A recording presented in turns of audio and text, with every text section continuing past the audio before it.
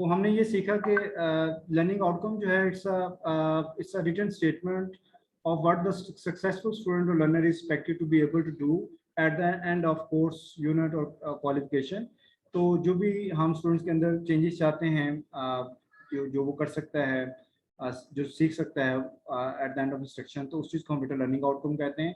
और इसी तरह से हम ये भी कहते हैं दो statements of what a learner can be expected to know, understand और do as a result of learning experience. ये लर्निंग एक्सपीरियंसेस के नतीजे में स्टूडेंट्स के अंदर वो क्या सीख सकता है और क्या अंडरस्टैंड कर सकता है, डू कर सकता यानी परफॉर्म कर सकता है, इस चीज़ को बेटा हम लर्निंग आउटकम कहते हैं।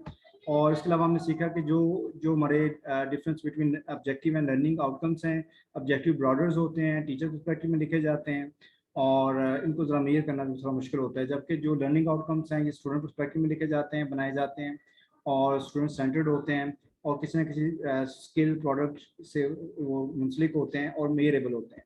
अभी हम बात करने जा रहे हैं इंपॉर्टेंस ऑफ लर्निंग आउटकम्स की। तो जो लर्निंग आउटकम्स हैं, these learning outcomes help students to learn more effectively, यानी इनके थ्रू स्टूडेंट जल्दी लर्न कर लेते हैं, ज़्यादा इफेक्टिवली लर्न करते हैं। They know where they stand and the curriculum is made more open to them. इनके थ्रू उन्हें पता चलता है कि उन्हें कहाँ जाना है और कहाँ खड़े हैं, और जो करिकुलम है उसको अंडरस्टैंड करने में भी उन्हें काफ़ी मदद मिलती है। These objectives, these learning outcomes make it clear what the students can hope to gain from a particular course or lecture। और मोस्टली बेटा जो लर्निंग आउटकम्स होते हैं यूनिट के शुरू में दिए होते हैं, उससे जब बच्चे पढ़ते हैं तो उन्हें पता चलता है कि एक्चुअली इस यूनिट को कंप्लीट करने के बाद वो कहाँ खड़े होंगे और किस तरह की जो चीज़ें उनके अंदर पैदा होंगी और वो क्या कर सकेंगे और क्या नहीं कर सकेंगे, इसके बारे में पहले से डिफाइन किया जाता है। और these learning outcomes help instructor select appropriate teaching strategy. तो काफ़ी हद तक ये टीचर को भी गाइड करते हैं कि उसने किस तरह की टीचिंग स्ट्रेटजीज यूज़ करनी है, क्वेश्चनिंग मेथड यूज़ करना है, डिस्कशन मेथड यूज़ करना है, स्मॉल ग्रुप डिस्कशन करनी है, ग्रुप एक्टिविटी करवानी है, या लेक्चरिंग विद लेक्चर के साथ कोई एसोसिएशन करनी है किसी अदर मेथोडोलॉजी की। तो डिपेंड्स कि टीचर कैसे उसको यूज़ करता है, अपनी टीचिंग स्ट्रेटजी को बनाता है। These outcomes जो है learning outcomes assist in setting examination based on content delivered. और क्लासरूम के अंदर जब हम इंस्ट्रक्शंस देते हैं और जो कंटेंट कवर करते हैं, तो उसके जो हम असेसमेंट करना चाहते हैं, तो एग्जाम लेना चाहते हैं, उसमें भी इसकी हेल्प आउट करता है टीचर्स को। And this help in selection of appropriate assessment strategy. और फिर किस स्ट्रेटजी के थ्रू हमने बच्चों की असेसमेंट करनी है, इसमें भी ये आपके लर्निंग आउटकम असिस्ट कर रहे होते हैं। This was the importance of learning outcome। अब जो next topic है, this is very much important from examination point of view and from your practical training point of view। इसमें बेटा हम बात करने जा रहे हैं सोलो टैक्सोनॉमी की। जैसे हमने ब्लूम टैक्सोनॉमी की बात की, उसमें हमने थ्री जो डोमेन्स हैं उनको भी हमने स्टडी किया, जिसमें कॉग्निटिव डोमेन थी, इफेक्टिव डोमेन थी और साइकोमोटर डोमेन थी। अब हम बात करने जा रहे हैं सोलो टैक्सोनॉमी की। तो जो सोलो टैक्सोनॉमी है, जस्ट लाइक ब्लूम, इसके कुछ लेवल्स हैं, इसके फर्दर उसके अंदर कुछ चीज़ें हैं। So it was developed by the Biggs and Collis in 1982, stands for structure of observed learning outcome। जो बेटा सोलो है, इसमें ये एक तरह का ये एक्रोनिम है। एक्रोनिम बेटा उस वर्ड को कहा जाता है जो एज अ वर्ड भी यूज होता है और वो स्पेसिफिकली किसी और टर्मिनोलॉजीज के लिए वो स्टैंड कर रहा होता है। ठीक है, तो ये जो आपका सोलो है, सोलो हम एज अ वर्ड भी इसको यूज़ करते हैं, शायद ये डिक्शनरी में एग्जिस्ट भी करता हो, लेकिन यहाँ पे जब हम इसको टर्मिनोलॉजी यूज़ करेंगे तो it is an acronym that stands for other rest of different terminologies. तो इसमें एस जो है वो ऑब्जर्व के लिए इस्तेमाल होता है, एसओ स्ट्रक्चर के लिए यूज होता है, ओ ऑब्जर्व के लिए, और एल ओ लर्निंग के लिए, और ओ आउटकम्स के लिए। तो it stand for structure of observe learning outcome. ठीक है, ये आपको याद रहना चाहिए, इसका प्रॉपर नेम क्या है। और ये मेरे ख्याल में ऑस्ट्रेलिया में प्रेजेंट की गई थी 1982 में बाय बिग्स एंड कॉलिस। और इसमें जो पहला बेटा स्टेज है, पहला लेवल है, वो है प्री स्ट्रक्चर का। प्री स्ट्रक्चरल जो है, इसमें हम ये कहते हैं कि I don't really know anything about this, यानी एक स्टूडेंट्स लेवल पे है कि उसे जो हम पढ़ाने जा रहे हैं उसके बारे में कुछ नहीं पता, वो यहाँ इस लेवल पे खड़े हैं और उसके मुताबिक बेटा हमने अपने जो आउटकम्स हैं उनको बनाना है। दूसरा बेटा जो लेवल है वो यूनि स्ट्रक्चर है, जिसका मतलब है कि स्टूडेंट ये कहता है कि I know one thing about this, यानी उसे कुछ ना कुछ आता है। ये नहीं है कि सब कुछ आता है, लेकिन थोड़ा बहुत से आता है, कोई एक आध चीज़ आती है। और बेटा थर्ड लेवल पे मल्टी स्ट्रक्चरल है, दैट आई नो 3 और more things but I don't know sure, but I am not sure when और व्हाई टू यूज इट। यानी इसको उस टॉपिक के बारे में पता ज़रूर है, लेकिन बहुत डिटेल में नहीं पता, और उसमें कुछ कंसेप्ट का आइडिया है और लेकिन उसकी प्रॉपर यूटिलाइजेशन के बारे में नहीं पता चल रहा। देन हम बात करते हैं रिलेशनल लेवल की, जिसको हम कहते हैं कि I can do this and I know when and why I should use this. यानी जो भी नॉलेज है उसके बारे में, वो कहता है कि मैं इसको रैशनली यूज़ करता हूँ, I have understanding of this, कि इसके अंडरस्टैंडिंग कम्प्रीहेंशन है कि मैं इसको क्यों यूज़ कर रहा हूँ और कहाँ यूज़ करना चाहिए मुझे इस नॉलेज को। और लास्ट बिट एक्सटेंडिंग एब्स्ट्रैक्ट है, I am able to model और teach this is to others, यानी ये एक ऐसा लेवल है जहाँ पे हम दूसरों को गाइड कर सकते हैं, स्टूडेंट दूसरों को गाइड कर सकते हैं, दूसरे स्टूडेंट्स को, कि ये जो चीज़ हमने पढ़ी है, जो टॉपिक पढ़ा है साइंस का, मैथ का, इंग्लिश का, उर्दू का, इसका एग्जैक्ट मीनिंग क्या है वो दूसरों को बता सकता है। So I can even use what I know other context, और इसको अदर कॉन्टेक्स्ट में भी रिलेट कर सकता है। तो ये नेक्स्ट स्लाइड है, इस पर हम मूव करते हैं। What is SOLO? SOLO stands for Structure Observed Learning Outcome. Is a model of learning that helps develop the common understanding and language of learning that helps teachers and students both understand the learning process. तो ये एक ऐसी यही आपकी ये taxonomy है solo, जिसमें दोनों को फायदा होता है, टीचर्स को भी, स्टूडेंट्स को, टीचिंग लर्निंग प्रोसेस में, उसको अंडरस्टैंड करने में और उसके बारे में जानने में। तो नेक्स्ट अगर हम देखें यहाँ पे, तो जैसे भी हमने पीछे बात की थी इस मॉडल की, कि मेकिंग इट विजिबल, सोलो जिसका प्री स्ट्रक्चरल लेवल है, यूनि स्ट्रक्चरल है, मल्टी स्ट्रक्चरल है, रैशनल है, एक्सटेंडेड एब्स्ट्रैक्ट है, इस बारे में भी मैंने आपसे वजाहत की है। ये जो 5 लेवल्स हमें यहाँ शो हो रहे हैं। फर्दर इसमें अगर देखें,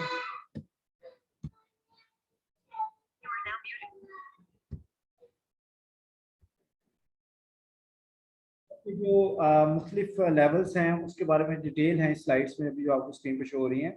तो इसमें भी levels of understanding displayed at the students learners level है। तो स्टूडेंट क्या लर्न करता है। तो स्टैंडर्ड एब्स्ट्रैक्ट, तो इसमें क्या था कि सबसे पहले जो है आपका ये, पहले तो आपको था ना ये, हाँ पहले प्री स्ट्रक्चर था, फिर यूनि स्ट्रक्चर और मल्टी स्ट्रक्चर था, और उसके बाद रैशनल था। तो अभी हम बात कर रहे हैं इसमें एक्सटेंडेड एब्स्ट्रैक्ट की, रैशनल की, मल्टी स्ट्रक्चरल की, यूनि स्ट्रक्चर। अच्छा ये सबसे नीचे, सॉरी ये नीचे से ऊपर जाना हमने। तो प्री स्ट्रक्चर जो है फर्स्ट लेवल है, और इसमें जो है ना स्टूडेंट्स को कोई अंडरस्टैंडिंग नहीं है, ही और शी नोज नथिंग, ठीक है। तो आप इनको यहाँ पे अंडरस्टैंडिंग डेवलप करनी स्टार्ट करनी है, ठीक है। यानी यहाँ पे स्टूडेंट्स जो हैं बहुत सारी पॉइंट्स को मिस करता है, इसका मतलब ये है कि उसे अंडरस्टैंडिंग नहीं है, वो इस लेवल पे खड़ा है, प्री स्ट्रक्चर लेवल पे है स्टूडेंट हमारा। तो बेटा हमने प्री स्ट्रक्चर से उसको यूनिट स्ट्रक्चर की तरफ मूव करना है, ये हमारी रिस्पॉन्सिबिलिटी एज अ टीचर। और सेकंड बेटा यूनिट स्ट्रक्चर लेवल है, जिसमें हम कंक्रीट और minimalistic understanding of the an area देते हैं, focus on the conceptual issue in the complex area, जिसमें उसको कुछ बातों को पता चल जाता है, आइडेंटिफाई डू सिंपल प्रोसीजर, जिसमें कुछ ना कुछ वो करना शुरू कर देता है, कुछ सीखना शुरू कर देता है। और फिर से हम मल्टी स्ट्रक्चर की तरफ मूव करते हैं, जिसमें वो चीज़ों को ज़्यादा वजाहत के साथ बता सकते हैं, चीज़ों को ज़्यादा कंबाइन कर सकते हैं, और उसको उनको एनालिस्ट कर सकते हैं। तो दिस लेवल जो है, it indicates understanding of boundaries but not of the system. इसमें कुछ ना कुछ काफ़ी हद तक समझ आ जाती है, लेकिन सब कुछ तो मेरा समझ फिर भी नहीं आता। So understanding of several components but the understanding of each is discrete, यानी हर कंपोनेंट किसी किसी हद तक उससे अंडरस्टैंडिंग है, ना कि as a whole. So disorganised collection of ideas हैं उसके पास, और कंसेप्ट्स हैं around an issue, and he और she has not been able to relate itself, तो वो उसको रिलेट नहीं कर सकते हैं, ठीक है, ज़्यादा उसके बारे में डिटेल्स नहीं जानते बच्चे। और बेटा जो नेक्स्ट लेवल आता है, इसको हम कहते हैं रैशनल लेवल। और रैशनल लेवल में जैसे वर्ड स्टेट कर रहा है, रैशनैलिटी आती है, यानी उसके अंदर लॉजिक आता है, अंडरस्टैंडिंग आती है। So this level indicates the orchestration between facts and theory, action and the purpose, यानी इसके नाम में कुछ ताल्लुक क्या है फैक्ट्स एंड थ्योरी का, और उसका कोई भी एक्शन, उसका पर्पस क्या होता है, तो इस बारे में जो है ना वो स्टूडेंट्स जो है उनको आइडिया होता है। और understanding of several components which are integrated conceptually, ऐसे कंपोनेंट्स जो मिलके कोई भी कंसेप्ट बना रहे होते हैं उसका हमें आइडिया होता है। और फर्दर जो है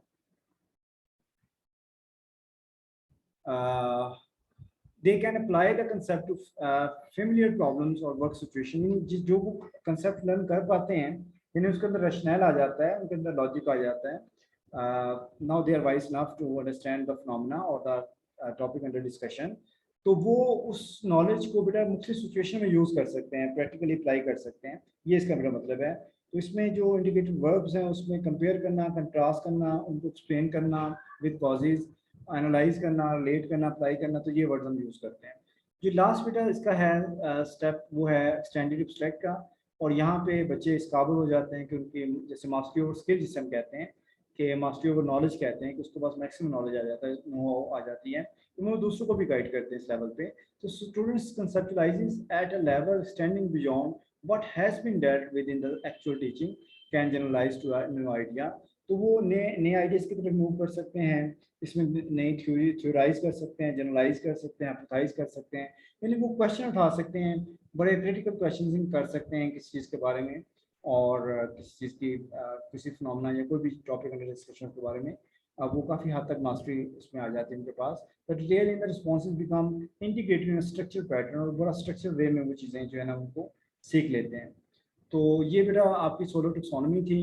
और बाकी इसकी बेटा एप्लीकेशन अगर हम देखें तो इसकी जो एप्लीकेशन है वो करिकुलम डिज़ाइनिंग में आजकल हो रही है, यानी आपकी जो लर्निंग आउटकम्स हैं आप देखते हैं, जो आपकी बुक्स होती हैं हर यूनिट के शुरू में लर्निंग आउटकम्स ये दिए होते हैं, वो सोलो टेक्सोनॉमी की बदौलत ये चीज़ पॉसिबल होगी। फिर आपकी जो फॉर्मेटिव असेसमेंट है उसमें भी जो बहुत सारे क्वेश्चंस होते हैं, उसके लिए भी यूज़ होता है structure questioning, deeper learning and differentiate learning task. यानी कि ये जो 5 लेवल्स हैं सोलो के, इसके मुख्तलिफ लेवल्स में हम बच्चों को गाइड करते हैं और फिर उस पर क्वेश्चनिंग करते हैं। और जो समेटिव असेसमेंट है eight the end of instruction, उसमें भी ये काफ़ी हद तक गाइड करते हैं। इसमें रिफ्लेक्टिव जर्नल्स हैं, वैसे जर्नल से मेरा पर्सनल डायरीज भी होती हैं बच्चों की, या जिसमें वो जो खुद से अपनी तरफ से जो बातें लिखते हैं सोच समझ के अपनी तरफ से किसी चीज़ के बारे में, उसको बेटा रिफ्लेक्टिव जर्नल कहा जाता है। कोई ऐसे हो सकता है साइंस पे, इंग्लिश में, उर्दू में या अदर सब्जेक्ट्स में, वो अपनी तरफ से कुछ चीज़ देखते हैं, इसको बेटा रिफ्लेक्टिव जर्नल कहते हैं। डिसर्टेशंस होते हैं, प्रेजेंटेशंस होती हैं, बच्चे खुद से प्रेजेंट करते हैं, क्लासरूम के अंदर डिस्कशन करते हैं। डिसर्टेशन तो रिसर्च वर्क होता है, नो डाउट कि हम स्कूल्स में डिसर्टेशंस नहीं करते हैं, लेकिन ये है कि मिनी प्रोजेक्ट्स या स्मॉल प्रोजेक्ट्स बच्चों को करवाते हैं। और एग्जाम तो जारी बात आपको पेपर पेन से एग्जाम तो होता ही है। और फर्दर बेटा जो है प्रिपरेशन ऑफ कंटेंट आउटलाइन, आपके जो बेटा कंटेंट्स होते हैं उसको आप प्रिपेयर करते हैं बिफोर डिलीवरी, जैसे करिकुलम बनाया जाता है। तो content refers to the major matter what that will be included in a measuring device, यानी जब आप टेस्ट बनाते हैं उसमें कौन कौन से यानी चैप्टर्स होंगे, इसको बेटा हम कंटेंट्स कहते हैं, कौन कौन से टॉपिक्स होंगे, इसको हम कंटेंट्स कहते हैं। और जिसके बारे में आपने मेयर करना होता है, चाहे वो आप उसका टेस्ट लेते हैं, वर्बल टेस्ट हो, रिटन टेस्ट हो, चाहे आप उसको जो है वो जो ऑब्जेक्टिव लेते हैं, सब्जेक्टिव टाइप लेते हैं, whatever. So selection and the preparation of the content also depends on the type of decision a teacher has to make about the students. अब ये कितना कंटेंट होना चाहिए जिससे आपने बच्चों को असेस करना है, इसका डिसीजन भी आपने करना है, अथॉरिटी ने करना है। और मोस्टली क्लासरूम में तो टीचर ही अथॉरिटी होता है, लेकिन जब बियॉन्ड हम क्लासरूम देखते हैं तो बोर्ड्स लेवल पे फिर आपको पता है उसके जो प्लानट्स होते हैं और उसके जो जो ऊपर इंतजामिया होती है वो करती है, एडमिनिस्ट्रेशन करती है। A teacher should know that the items selected for the test come from instruction material which a teacher has covered during the teaching। और ये ज़रूरी है बच्चों से वही बेटा सवाल किए जाएँ, वही सेट ऑफ क्वेश्चंस पूछे जाएँ, चाहे वो एमसीक्यूज हों, फिल इन द ब्लैंक्स हों, मैचिंग लिस्ट हों, चाहे सैक्स हों, शॉर्ट आंसर क्वेश्चंस हों, चाहे वो सब्जेक्टिव क्वेश्चंस हों, जो कि एक्चुअली बच्चों को क्लासरूम में डिलीवर किए गए हैं, बताए गए हैं। ठीक है, तो ये ज़रूरी है। तो इसमें कुछ बेटा प्रिंसिपल्स हैं, प्रिंसिपल्स फॉर टेस्ट कंटेंट। तो पर्पस ऑफ द टेस्ट जो है आपका वो क्या हो सकता है, डायग्नोस्टिक टेस्ट हो सकता है कि जिसके थ्रू आप बच्चों की लर्निंग इश्यूज़ को, लर्निंग डिफिकल्टीज़ को फाइंड करें और उनमें उनको अंडरस्टैंड करने में या उनको आइडेंटिफाई करने में उनको हेल्प आउट करें, उनको रिजॉल्व करने में हेल्प आउट करें। क्लासिफिकेशन, प्लेसमेंट और जॉब एम्प्लॉयमेंट हम क्लासिफिकेशन करते हैं, जैसे कोई फास्ट लर्नर है, स्लो लर्नर है, मीडियोकर है। प्लेसमेंट होती है कि इसको इसने साइंस ग्रुप में जाना है, आर्ट्स ग्रुप में जाना है, या इसने जो भी अदर ग्रुप है साइंस एंड आर्ट्स उस ग्रुप में जाना है, जैसे समथिंग टेक्नोलॉजी के ग्रुप्स होते हैं या कोई और ग्रुप्स होते हैं, या जॉब एम्प्लॉयमेंट के लिए भी ये आपकी यूज़ होता है टेस्टिंग। आप कभी जॉब के लिए जाते हैं तो उसमें भी समथिंग बिफोर आपको प्लेसमेंट टेस्ट ये देते हैं आपकी जो भी कंपनी होती है या ऑर्गेनाइजेशन होती है। So representative sample of the knowledge, behaviour और the skill remain being measured. और इसमें ज़रूरी होता है कि आपने जो भी नॉलेज या बिहेवियर या स्किल डोमेन जिसको आपने मेजर करना है, उसको एक रिप्रेजेंटेटिव सैंपल जो है वो टेस्ट का हिस्सा होना चाहिए, ताकि टेस्ट उसी चीज़ को मेजर करे जिसको वो मेजर करना चाहते हैं, इसको वैलिडिटी भी कहते हैं। Relevancy of the topic with the content of the subject, और आपका जो भी टॉपिक है वो सब्जेक्ट से रिलेटेड हो, जो आप पेपर में पूछे होते हैं या टेस्ट में पूछे होते हैं। Language of the content should be according to the age and the grade level of students. और जब आप टेस्ट बनाते हैं तो उसमें जो लैंग्वेज क्वेश्चंस की होती है, स्टेटमेंट्स की होती है, वो इतनी डिफिकल्ट ना हो बच्चे समझ ना सकें, बल्कि वो उसी लेवल पर जिस लेवल पे पढ़ रहे होते हैं, अगर वो प्राइमरी स्कूल है तो उस लेवल पे आपकी होने चाहिए, एलिमेंट्री है तो एलिमेंट्री लेवल पे, और सेकेंडरी है तो सेकेंडरी लेवल पे, ऐसे कॉलेज यूनिवर्सिटी लेवल पे। डेवलपिंग टेबल ऑफ स्पेसिफिकेशन, ये जरूरी है कि बेटा अपना टेबल ऑफ स्पेसिफिकेशन जो है ना वो डेवलप किया जाए। टेबल ऑफ स्पेसिफिकेशन क्या होता है, ये जो आपकी ब्लूम टैक्सोनॉमी है या आपका जो सोलो टैक्सोनॉमी है, इसके जो डिफरेंट लेवल्स हैं, उसमें किन किन लेवल्स के कौन कौन से लेवल्स पर कितने कितने प्रोपोर्शनेट क्वेश्चन होंगे, इसको बेटा हम नाम देते हैं सॉर्ट ऑफ आपके टेबल ऑफ स्पेसिफिकेशन का। नेक्स्ट इसमें जो आता है वो यही टॉपिक आ रहा है, preparation of table of specification. Table of specification को हम ब्लूप्रिंट भी कहते हैं। इसमें हो सकता है ये नेक्स्ट आ भी रहा है, इसकी पिक्चर नेक्स्ट है स्लाइड पे। तो ये मैं आपको बता दूं कि टेबल स्पेसिफिकेशन जो है ये स्पेसिफाई करता है content to be included in the test, कि आपने कौन सा कंटेंट जो है ना वो करना है। उसकी एक तो सबसे बड़ी बेटा फायदा ये होता है कि जो ओवरऑल स्प्रेड होता है कंटेंट का, यानी पूरे टेस्ट के अंदर, उसको इंश्योर किया जाता है कि इसमें मैक्सिमम स्प्रेड ऑफ कंटेंट हो। यानी अगर आपके टेस्ट के अंदर 8 यूनिट है तो 8 के 8 यूनिट से कोई ना कोई टॉपिक जो है ना वो आपके सॉर्ट ऑफ जो भी आपका ये टेस्ट है उसके अंदर शामिल होने चाहिए, ताकि बच्चे जो हैं ये इतराज़ ना करें जी कि फलान यूनिट है उसमें से कुछ आया ही नहीं। और अक्सर टीचर में जो टेस्ट होते हैं उसमें सबसे बड़ा मसला यही होता है कि टीचर चूँकि टेबल स्पेसिफिकेशन नहीं बनाते, वो एक्चुअली प्रोपोर्शनेशन नहीं करते, अप्रोक्सीमेशन नहीं करते, डिवीजन नहीं करते, तो इसलिए समटाइम उनके जो टेस्ट होते हैं उसमें ये फ्लॉ ये आता है कि वो कुछ यूनिट्स को तो ज़्यादा कवर करते हैं टेस्ट में, कुछ को तो बिल्कुल नहीं करते हैं, और कुछ को कम करते हैं। तो ये इक्वल स्प्रेड नहीं आता, यहाँ पे प्रॉपर स्प्रेड नहीं आता। तो ये एक इशू होता है हमारे एग्जाम टेस्टिंग का, एग्जामिनेशन का। So it is a two-way framework which ensures the congruence between classroom instruction and the test content। यानी ये two-way है, इसमें हम classroom instruction और test content दोनों को लाते हैं इस framework में। This is one of the most popular procedures used by test grades for defining the content domain।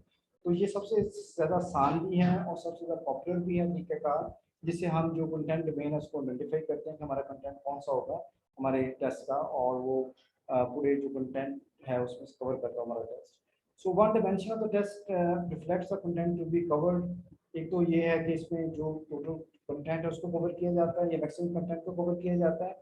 And other dimension describe the kind of students community behaviour to be assessed. और दूसरी तरफ हमें ये भी पता चलता है कि हम किस किस लेवल पे जाके उस कंटेंट के रिलेटेड हम अपने क्वेश्चंस को सेट करेंगे और उसको हम पूछेंगे अपने टेस्ट के अंदर, ये भी हमें पता चलता है।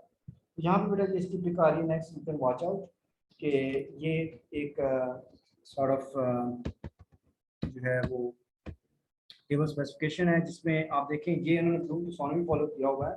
क्योंकि पहले तो हम ज़्यादा ब्लूम टैक्सोनॉमी को ही फॉलो करते हैं, अब सोलो टैक्सोनॉमी आ गई है और आजकल स्कूल साइड पर सोलो टैक्सोनॉमी को बहुत ज़्यादा इंपॉर्टेंस दी जा रही है। और ये भी समझा जाता है क्योंकि इसमें आउटकम लर्निंग आउटकम्स हैं, तो इसलिए ज़्यादा close to learning to measure the learning strength of the students हैं, किस हद तक लर्न कर रहे हैं नहीं कर रहे हैं। तो यानी हम यहाँ पे बेटा ये टेबल स्पेसिफिकेशन, इसमें 6 टॉपिक्स हैं और इसमें आप देखें 6 यूनिट पहले हैं, यूनिट नंबर 1, नंबर 2, 3, 4, 5, 6। और इसमें नॉलेज पहले यूनिट से 5 मार्क्स का नॉलेज के क्वेश्चंस हैं, 2 मार्क्स के कम्प्रीहेंशन क्वेश्चंस हैं, 2 मार्क्स के एप्लीकेशन के हैं और 2 मार्क्स के आपके एनालिसिस के हैं। टोटल आपके पहले जो यूनिट है उसमें 12 नंबर का जो है वो दिया गया है। ऐसे दूसरे जो यूनिट है उसमें से 12 नंबर का दिया गया है, तीसरे यूनिट से 9 नंबर का दिया गया है, चौथे यूनिट से 8 नंबर का, और 5वें से 5 का, और 6ठे से 4 से। ये लाजमी नहीं है, कोई हार्ड एंड फास्ट रूल नहीं है कि सबका इक्वल हो, लेकिन ये है कि अगर अप्रॉक्सीमेटली इक्वल हो ज़्यादा बेहतर होता है, लेकिन अगर ना हो सके तो फिर भी कोई मजायका नहीं। लेकिन फिर भी ये इंश्योर करना है कि सारे यूनिट्स जो हैं वो प्रेजेंट हो, जितने टॉपिक्स का टेस्ट ले रहे हैं वो सारे के सारे टॉपिक्स टेस्ट के अंदर एग्जिस्ट करते हों। ठीक है, तो ये असल में होता भी ये है कि जो बेटा फर्स्ट यूनिट्स होते हैं वो ज़रा आसान होते हैं as compare to rest of unit. First unit, second unit, third unit आसान होंगे as compare to 4th, 5th, 6th unit. तो इसलिए होता है ताकि बच्चे आसान से मुश्किल की तरफ मूव कर सकें, उनका जो वो लर्निंग से भागे ना, मकसद ये होता है। तो ये बेटा टेबल स्पेसिफिकेशन था और ये ऐसे ही डिज़ाइन किया जाता है जब हम टेस्ट बनाते हैं। इसको आपको मुख्तलिफ अगर गूगल करेंगे मुख्तलिफ पैटर्न आपको नजर आएंगे, तो जो भी पैटर्न आपको समझ आता है, आसान लगता है, उसको फॉलो कर सकते हैं। एक पैटर्न ये भी है और मल्टीपल पैटर्न्स हो सकते हैं इसके। तो बहरहाल ये this was all about sort of use of objectives or outcomes for assessment or specification और further इसमें जो बातें हमने आज सीखी हैं उस बारे में